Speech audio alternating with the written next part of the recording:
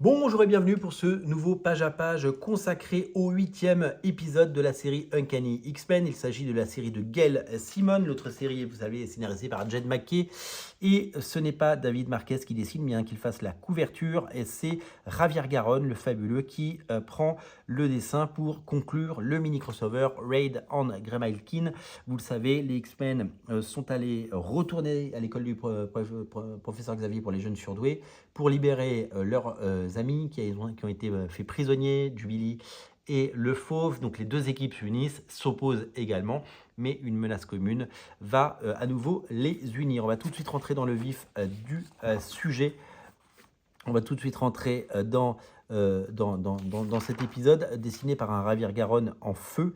Vous allez le voir, c'est graphiquement parfait.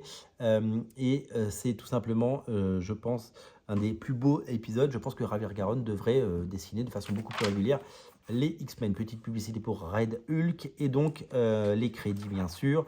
Des publicités pour la Doom Academy, pour le Weapon X-Men qui est une série avec des couvertures d'Alex Ross et une nouvelle série Thunderbolt pour accompagner la sortie du film. Regardez comme Rogue est magnifique. Les X-Men sont donc en très mauvaise posture. Les X-Men sont en très mauvaise posture et ils vont devoir affronter des menaces qui les dépassent. Les X-Men qui ont été opposés continuent de se filer des petites claques parce que ils sont un peu manipulés comme vous pouvez le voir. Regardez ces dessins, on a l'impression de voir les grandes heures des X-Men. Ceux qui critiquent le niveau graphique des X-Men en seront pour leur argent. C'est magnifique. Et ce Wolverine hyper musclé, hyper trapu me plaît beaucoup. Évidemment, la romance entre Gambit et Malicia est toujours aussi chouette. Graphiquement, c'est magnifiquement dessiné, c'est romantique, c'est beau, c'est chouette.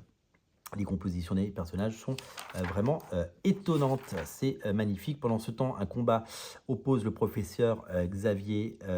Et donc, alors on a toujours une question de Who is Inmate X, hein, comme on peut le voir, puisque c'est un petit peu le grand truc. Petite hommage à Greg Hildebrandt ici. Et donc, beaucoup de personnages quand même à dessiner, beaucoup de personnages à mettre en scène avec ces équipes de X-Men, évidemment, enfin réunis pour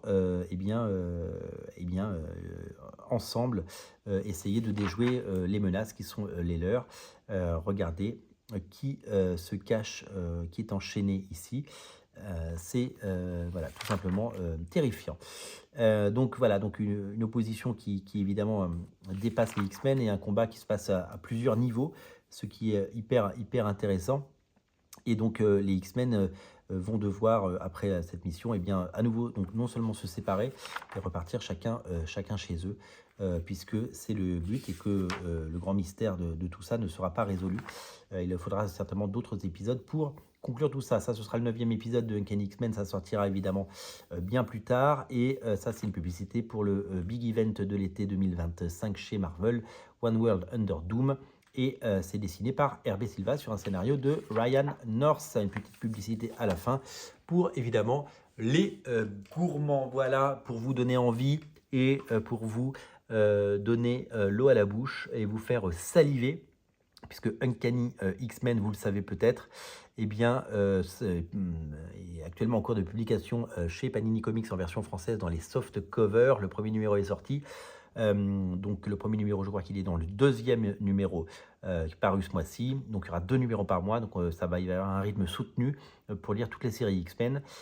Donc vous aurez ces épisodes en français dans quelques mois, mais vous en avez eu un aperçu grâce à ce page à page. Je vous invite bien sûr à découvrir toutes les émissions sur Radio Comics, à toutes les regarder, ce serait bien. Regardez toutes 2 fois. Et vous pouvez toujours vous abonner, bien sûr, à la chaîne. N'oubliez pas de vous abonner et venez nombreux. Salut!